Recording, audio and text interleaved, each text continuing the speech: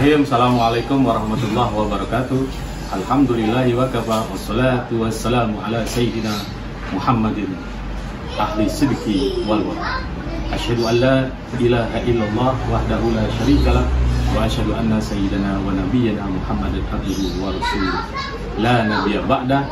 Allahumma salli wa sallim wa barik ala sayyidina Muhammadin al-Fatih lima uqtika wal khatim lima sabaqa nasirul haqqi bil haqqi wal hadi ila siratikal mustaqim wa ala alihi haqqa qadrihi wa miqdaril azim.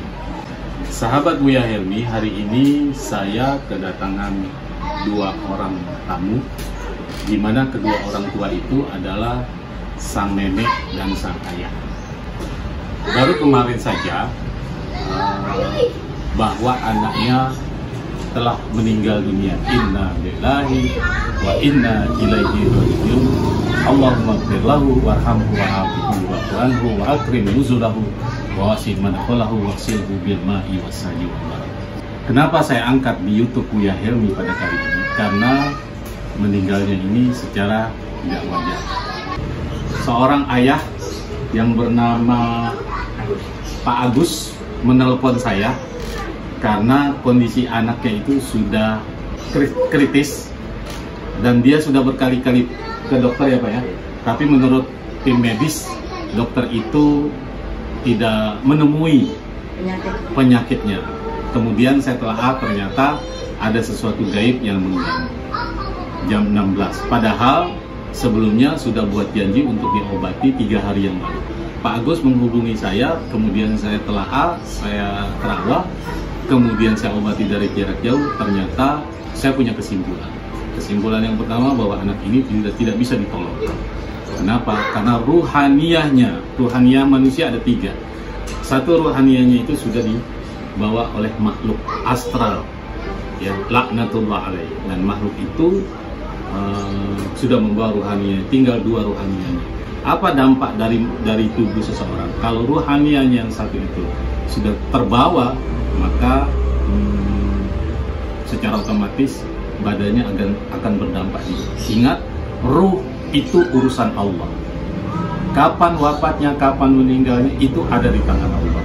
Manusia tidak bisa menduga-duga dan tidak bisa merencanakan. Tapi manusia bisa mendikte bahwa ruhaniyahnya itu masih ada atau tidak. Untuk selanjutnya, mari sama-sama kita mendengarkan sejarah. Mohon maaf sekali lagi, ini buat pengetahuan para sahabat Buya Helmi bahwa seorang anak yang masih di bawah umur atau masih belum akil balik, apabila tulang iganya renggang, maka itu harus diwaspadai karena gampang sekali makhluk astral atau jin laknatullah menempel di tubuh. Mari sama-sama kita mendengarkan cerita duka. Kita cukup bela sungkawa, tapi hal ini perlu kita publikasikan dengan tujuan supaya sahabat Buya Helmi dimanapun Anda berada waspada dengan tulang iga yang renggang. Itu saja. Ibu, mohon maaf sekali lagi, saya bukan membuat Ibu sedih, tapi supaya ini semata-mata untuk ibadah. Betul.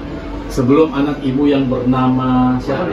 Mario wafat, tepatnya kemarin jam 11, ya. Apa yang Ibu alami? Yang saya alami, Pak, wafatnya anak itu, ya dia sudah gemeteran dan tidak bisa bicara. Bibir ini pecah-pecah dan ini namanya gigi itu sudah mengancing, tidak bisa, udah mengancing, bukan getar lagi, mengancing, jadi udah terkunci. Diminumin apapun tidak ada masukan, ya. Siapa orangnya yang kayak seperti itu, kan cucu saya yang paling pertama, ya. Ya kita sih semua cucu nggak ada di beda kasih, ya, semua sama. Di waktu cucu saya kena kejadian, kena goib seperti itu, saya sempat kaget, kenapa ini seperti ini, begitu. Terus seorang ayah Mario itu cerita tentang kenapa anak ini seperti gini. Iya, Ma, di waktu malam Senin itu, malam Senin Mario itu nemuin Delman, dengar suara Delman. Menurut cerita almarhum, kelinting itu. Nah, si Mario itu membangunkan ayahnya, ayah bangun, Mario dengan Delman, gitu. Terus orang ayahnya Mario itu juga mendengar. Setelah itu udah hari Senin, Selasa, Rabu. Nah, almarhum itu yang namanya Mario itu selalu dibayangin dengan setan. Ada melihat. Tapi dia cerita sama ibu dan bapak ya, sama cerita. Neneknya, sama bapaknya. Cerita. Jadi saya pernah nemuin Oma, ada orang gede di cucian piring. Ada juga merinding saya. Ada ketemu kuntilanak. Terus yang sering banget itu anak kecil. Terus dia bicara, ayah itu anak siapa sih? Kasihan tahu ayah, gitu. Dia harus temuin sama orang tuanya. Oke, stop sampai di situ dulu. Yang saya tanyakan, apa sejak lahir Mario itu bisa melihat makhluk, atau setelah dia mengalami gangguan ini aja dia bisa melihat makhluk? Ya, setelah ini. Setelah ini. Jadi setelah lahir sampai dia umur 10 tahun normal, 12 tahun normal ya. Normal, tidak pernah melihat gaib. Setelah ya itulah menemuin Delman itu ya sampai wafat ini, jadi selalu diganggu dengan gaib. Sahabat Buya Helmi, perlu diketahui bahwa dari cerita, mohon maaf, dari cerita neneknya ini, bahwa tidak wajar seseorang menemui sekalipun dia ada tulang iganya renggang, tidak wajar dan sangat-sangat tidak wajar jika seseorang itu melihat Delman. Delman itu identik dengan, mohon maaf, Pelabuhan Ratu. Dan penemuan Delman itu 3 hari sebelum wafat. Iya, betul. Hampir seminggu lebih. Kurang lebih hampir, itu isyarat sebenarnya, isyarat. Nah, kita tidak menduga-duga apakah itu untuk apa, yang jelas ini kematian yang tidak wajar dalam arti kematian gaib, dan ini bukan kena santet atau sihir, tapi ini ada sesuatu, dan juga bukan gara-gara tulang renggangnya itu tulang iganya itu renggang, kemudian jin itu gampang, tidak. Kalau orang ketempelan itu mudah sekali diobati, dan sangat sekali mudah. Insya Allah dengan ayat kursi 3 kali insya Allah itu sudah hilang. Tapi ini ada yang tidak wajar dan bukan ketempelan. Kita nyimak lagi ceritanya. Ibu berapa lama dia sebelum diobati dia kritis begitu? Sebelum diobati dengan saya. Ya. Kritis yang semalam itu sambil ngorok sambil keluar reak. Ya itu tadinya sih enggak. Berapa hari, berapa malam? Jadi itu doang hari. Oh, malam itu doang. Malam Selasa, malam Rabu, 2 hari. Oke, sebelum Bapak kan Bapak 3 hari sebelum meninggal kan Bapak hubungi saya. Iya. Ya. Itu keadaan almarhum Mario itu masih normal ya? Ya, setengah normal, setengah enggak. Tapi masih makan? Makan masih enak. Masih enak. Cuma pada waktu mau tidur udah ngigo, nggak jalan sendiri naik. Yang dimaksud setengah normal, setengah tidak? Pas posisi tidur lah, udah pas tidur kadang-kadang bangunin. Ya. Tuh ada orang ngajak main. Makanya kalau tiap malam kunci itu saya kantongin tidur. Kadang-kadang nggak keluar, dia buka pintu naik ke atas. Berapa malam dia melakukan hal seperti itu? Hampir 2 hari, 3 harian. Sebelum wafat itu iya, sebelum meninggal. Mungkin itu sebenarnya isyarat ya, isyarat gangguan dari beliau, bahwa orang tuanya itu sebenarnya harus waspada, harus terus ada nggak keanehan yang lain sebelum dia wafat? Kalau saya mah nggak. Karena lain itu aja membuat di rumah lempar garam. Ya itu. Oh ya, yang saya. Ibu suruh lempar garam bagaimana ceritanya? Ya, seorang mantu saya itu datang ke warung saya, si Mario itu ngikut terus. Ya, saya buatin itu garam kasar, sampai di garam kasar saya bacain ayat kursi sama dengan asma Allah. Itu sudah cukup sebenarnya. Ya, asma Allah ditaburin. Begitu, taburin, udah mendingan oma saya nggak diganggu terus. Selanjutnya ya ini terusnya bapaknya. Kalau kita kan nggak satu rumah. Iya. Apa yang Bapak lakukan? Saya pulang, nah, Bapak pulang? selang jam 10-an lah. Saya kan kalau langsung nabur garam tuh, saya ngobrol-ngobrol sama anak saya. Pokoknya diajak ngobrol terus, ya, pikiran kosong, kumat ngigulnya enggak. Udah diajak ngomong, diajak makan. Nah pas waktu nanti tidur, udah sepi, udah pada tidur anak saya semua, baring. Selang nggak nyampe 15 menit, dibilas lagi ada orang yang kayak orang marah gimana sih? Kembali ya. Ada orang yang nggak suka Ya, disirami kembali iya. dengan air 1 bak seperti itu. Iya. Jadi supaya sahabat Buya Helmi tidak bingung, ini bukan gaib yang nyiram itu garam. Iya. Ada seseorang manusia, karena itu disebar garam sebagai mungkin isyarat bahwa kita melawan. Iya. Dia tidak senang dengan sebaran garam itu. Iya. Di mana Bapak nyebarin Depan garamnya? pintu. Depan pintu. Selang berapa menit saya telepon mertua saya, mak disiram air. Ya udah ntar jam 1-an sebar lagi. Maaf, tapi ini saya tebar lagi. Kesannya saya nantang lagi. Ada anak saya yang kecil lagi, ntar takutnya kena. Oke, setelah Bapak menyebarkan garam berapa hari sebelum almarhum wafat? 3 hari. 3 hari? Iya 3 harian. Jadi mereka ini kalau saya lihat memang ada sesuatu yang aneh sih sahabat Buya Helmi. Ada sesuatu yang aneh yang mengakibatkan almarhum meninggal. Dan bukan ketempelan. Kalau Ibu tinggal di mana? Ya, Saya tinggal satu kampung, cuma saya kan beda. Enggak, beda rumah. Beda rumah Beda dan rumah, aku beda RW. tidurnya di kios.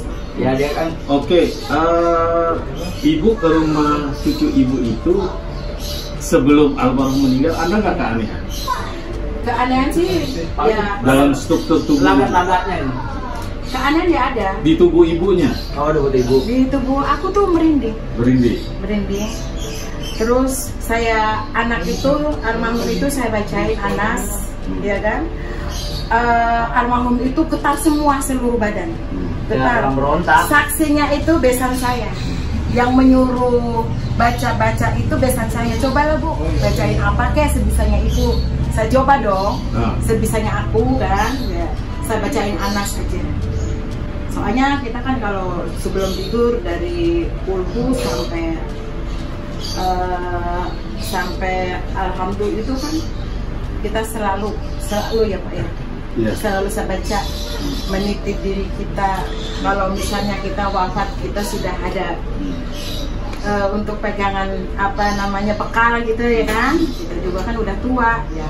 Kalau masalah ini sih karena Allah sih nggak apa-apa, yang penting jangan manusia yang membuat kita gitu aja. Saya coba menerawang ya, di rumah Ibu ada apa, kemudian tolong Auli terawang Ibu ini ada sesuatu yang aneh nih, di tubuhnya ini ada sesuatu yang aneh. Ini Karena perintah melawan itu ada di Ibu. Yang lain tidak ada reaksi untuk melawan. Perintah untuk melawan gangguan gaib dari seseorang itu dia marah sama saya. Nah, ada dari Ibu. Yang lain bapaknya tidak ada reaksi.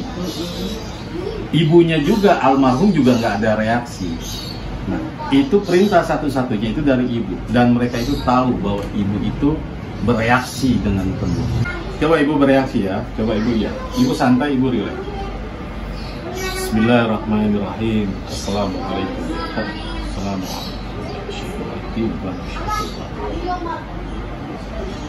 Assalamualaikum ya Syekh Syarif. Assalamualaikum ya Sun.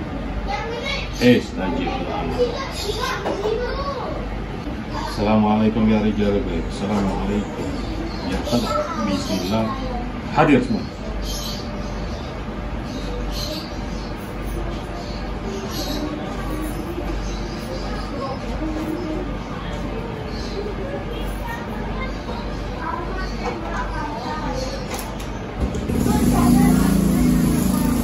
Apa yang Ibu rasakan?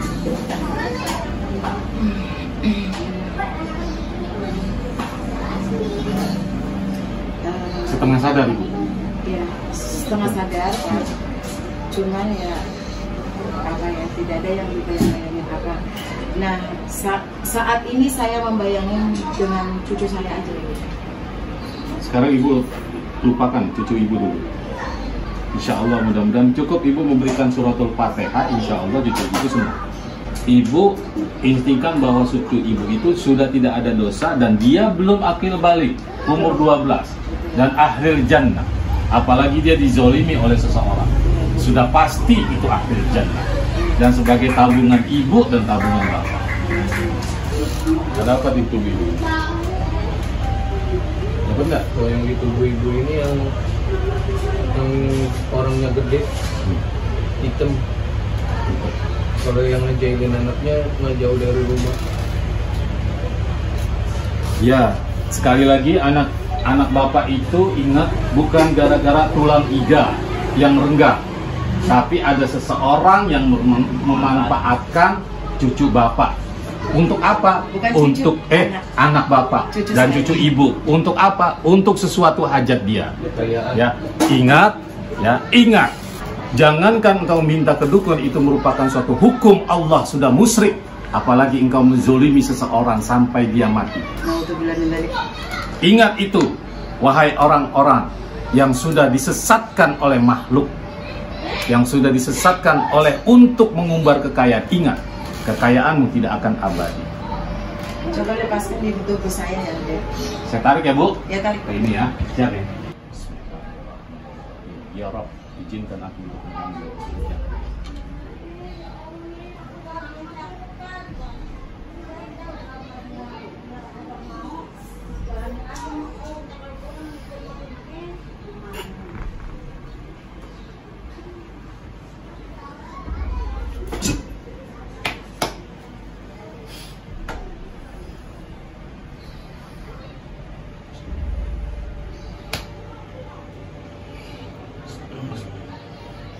Assalamualaikum. Kamu pasti bukan jin muslim, jin kafir. Siapa? Ibu enteng nggak? Badan ibu enteng nggak? Karena jinnya sudah masuk kemari. Ya, ibu tanya silakan. Ini siapa ya? Jawab. Saya yang suruh menjaga Jaga siapa? cucu ibu. Kenapa sampai dijaga cucu saya? Saya suruh mantau dia. Siapa yang nyuruh? Dia tidak mau menyebutnya. Kenapa malu? Nanti dia marah. Buat persugihan ya? Iya. Buat tumbal ya? Iya. Berapa rumah dari rumah cucu saya itu yang mau pesugihan itu? Jauh. Berapa rumah kira-kira? Jauh dari situ. Mau dia. Saya tanya kenapa kamu mantau dia? Kan cucunya sudah meninggal. Saya disuruh ditaruh di situ Supaya apa? supaya rumahnya selalu nggak enak. Nggak enak terus pindah. Iya. Sudah dapat hasil disuruh pindah. Iya. Supaya nggak ketahuan ya? Iya. Supaya nggak ketahuan persugihannya. Iya. Terus kamu dikasih makan apa? Saya bisa ayam itu ceker. Oh. Dikasih ayam, dikasih ceker. Kamu makan lahap ya? Iya. Sekarang perut kamu lapar ya? Iya. Kok nggak dikasih makan lagi? Enak dong yang melakukan persugihan. Belum saatnya. Hah? Belum saatnya. Belum saatnya. Oke, saya tanya. Kapan? Setiap kapan kamu dikasih makan? Malam. Hah? Malam. Berarti kamu termasuk jin yang makannya banyak dong? Rakus. Iya. Hah? Iya. Setiap malam? Iya. Di mana? Di mana disediakan? Ketemu dia. Dekat rumah. Kamu lihat saya coba. Kamu mau minggat dari sini, dari tubuh ini, dari rumah itu, atau kamu mau saya binasakan? Dia mau. Nggak mau? Ya. Berarti kamu menantang ya? Menantang sama saya? Cuma disuruh-suruh saja. Ya sekarang sudah, kamu balik lagi ke tempat dia. Di daerah mana sih dia minta persugihan? Banten. Oh, ada kereta kencananya. Iya. Jangan bohong kamu, saya gampar kamu. Daerah mana? Marah-marah dong. Saya nggak suka dibohongin. Saya tahu kamu bohong. Sebutkan daerah mana?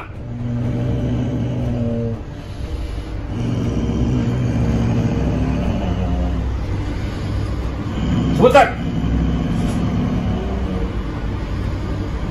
Saya gampar kamu kalau nggak jawab. mau. Jawab.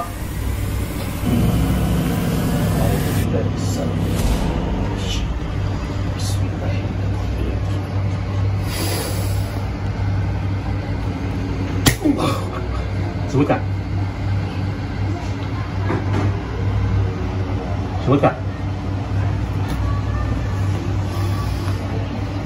Sebelum kamu sebutkan, saya juga udah tahu di mana Daya.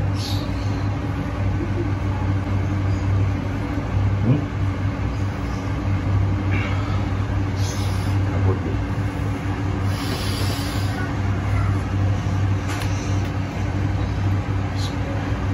Adek jangan di pintu, Adek.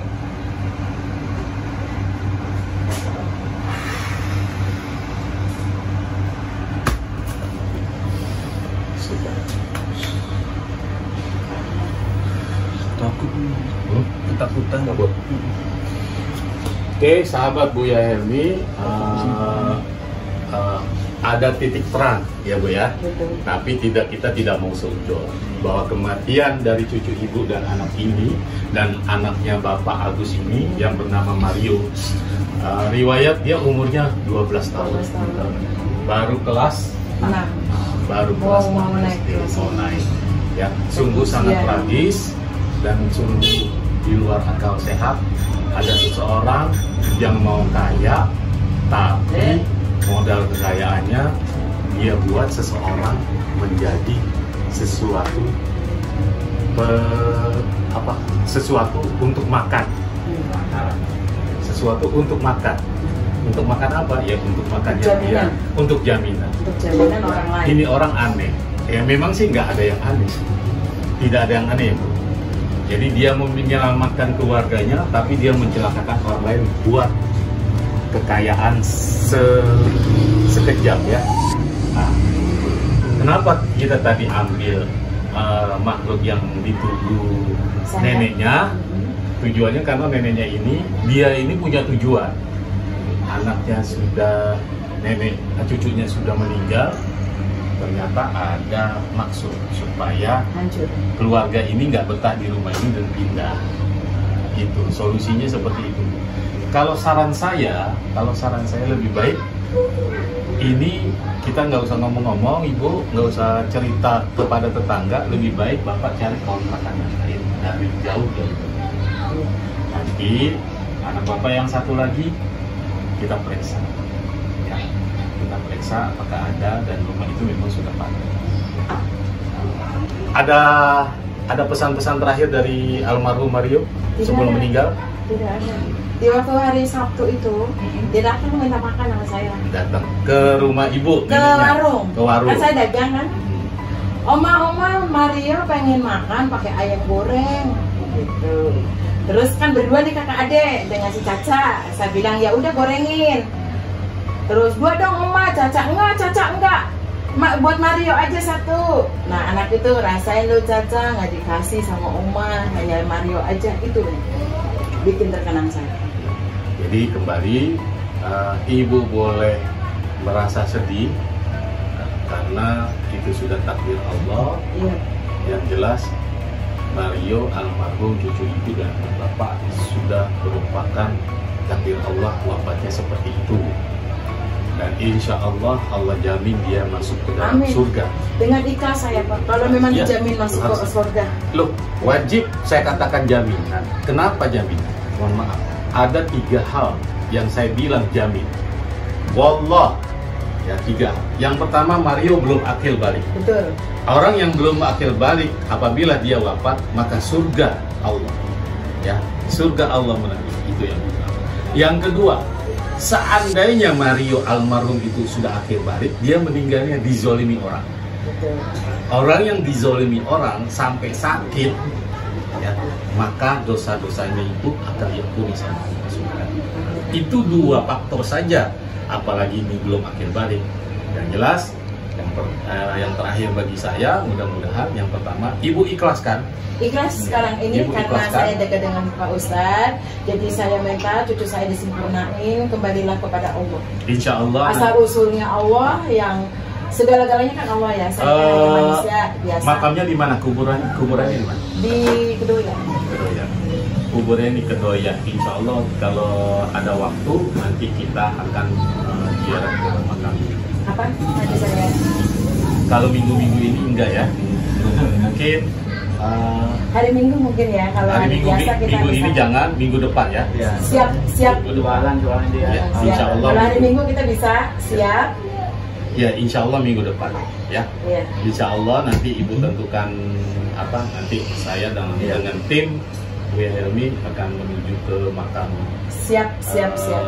saudara almarhum Mario, adik kita Mario. Insya Allah mudah-mudahan waktunya pagi aja Bu ya. Pagi siap. Dan waktu kemarin penguburannya juga sangat lancar, sangat silih adem seperti kayak di surga. Saya kan merasakan sendiri, ya kan. Terus di tukang galinya orang buat dari kita ini suruh ngubur katanya untuk anak-anak, ternyata kan 12 tahun pas sudah dewasa, jadi agak panjang, ternyata kurang gitu. Jadi saya suruh gali lagi, alhamdulillah dia mau. Setelah itu, Pak, tolong galiin lagi, kita kan semua udah bayar dengan Bapak. Dan setelah udah selesai, saya zakat ini zakat untuk Mario, Pak, untuk Bapak diterima dengan ikhlas 2 orang. Terus yang doain juga saya zakatin di kuburan itu, nggak apa-apa kan? Nggak apa-apa, nggak untuk, masalah. untuk cucu saya itu. Nggak apa-apa. Bukan saya ngomong-ngomong untuk Iya. ini ya Pak. Itu merupakan gimana amal ibu karena kecintaan ibu sama cucu. Iya betul. Insya Allah mudah-mudahan kan innamal a'malu binniyat, sesungguhnya perbuatan itu awalnya niat. Iya. Ya, niat ibu untuk zakatkan, untuk beramal, untuk bersedekah ke pahalanya ke cucu ibu insya Allah. Karena anak itu kan masih tanggung jawab orang tua, bagaimana mau ngamalnya. Iya. Amalnya kita kebaikan, Betul. dia baik. Betul. Kalau orang tua yang tidak nalar untuk mengamalkan cucu itu kan berarti kita tidak punya manusiawi. Iya. Berhubung saya sebagai nenek punya manusiawi ya kan, dan kita juga punya usaha, mudah-mudahan cucu saya itu mendoain saya usaha biar kembali lagi, biar untuk adik-adiknya sama keluarga kita, saudara-saudara kita ya, minta sama kepada Allah karena dia kan sekarang udah dekat sama Allah ya kan, seperti itu. Jadi saya minta doa semua itu kan karena Allah ya, semua itu karena Allah. Nah berhubung istilahnya cucu saya ini dekat sama Allah ya, mungkin ya mudah-mudahan dikasih jalan yang terbaik, diterima dari Allah Subhanahu wa Ta'ala. Ringkas cerita begini, sahabat Buya Helmi, ringkas cerita dari kedatangan Pak Agus dengan ini Mario almarhum, bahwa sebelum wafatnya almarhum Mario, Pak Agus ini sudah buat janji dengan saya kurang lebih pada hari Sabtu, dan saya mengiyakan pada hari Senin.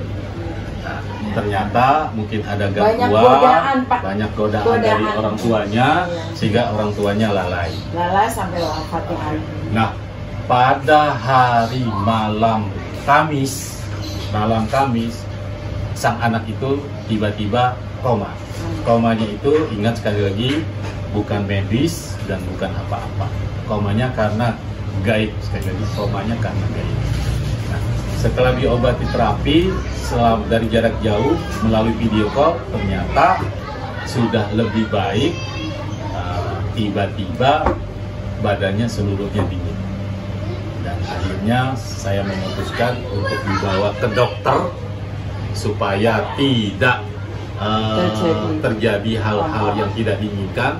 Sebab kalau bapaknya datang kemari, sebenarnya bapaknya mau datang kemari untuk diobati, tapi saya punya keraguan bahwa ini ruhaniyah almarhum Mario itu sudah ada yang ngambil.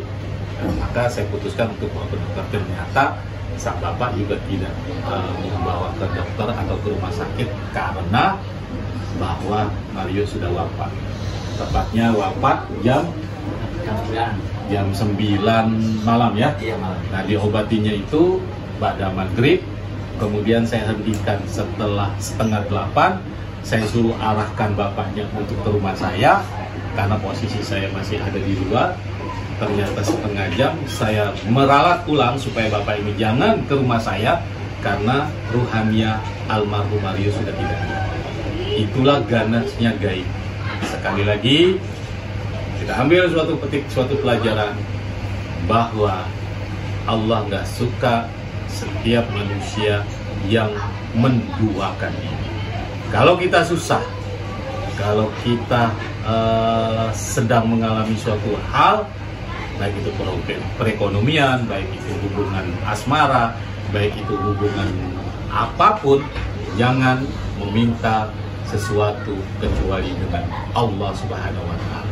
Apalagi memperkaya diri dengan maksud, mohon maaf, mengembalikan seseorang untuk dia menjadi kaya. Ingat firman Allah, "Faman ya'mal misqala dzarratin sarran yarah." Siapa yang melakukan suatu kejahatan, pasti Allah akan balas. Ingat, kita akan mati dan kita akan diminta pertanggungjawaban oleh Allah Subhanahu wa Ta'ala apa yang kita buat dan apa yang kita lakukan. Ingat, wahai orang-orang musyrik, wahai orang-orang pemuja syaitan, wahai orang-orang pemuja dukun, waspadai, Allah akan mengajab kamu dengan ajab yang sangat pedih. Kekayaan kamu hanyalah sementara. Hitungan Allah, kekayaan kamu hanya sedetik, tapi azab Allah akan abadi menimpa kamu. Segera bertobat, segera minta ampun, dan segera kembali ke jalan. Mudah-mudahan pertemuan kita ini bermanfaat ya Bu. Iya, untuk masyarakatnya tidak mengalami seperti ini ya. Ya, insya Allah mudah-mudahan. Iya, Ustaz. Ya. Saya akhiri. Assalamualaikum warahmatullahi wabarakatuh.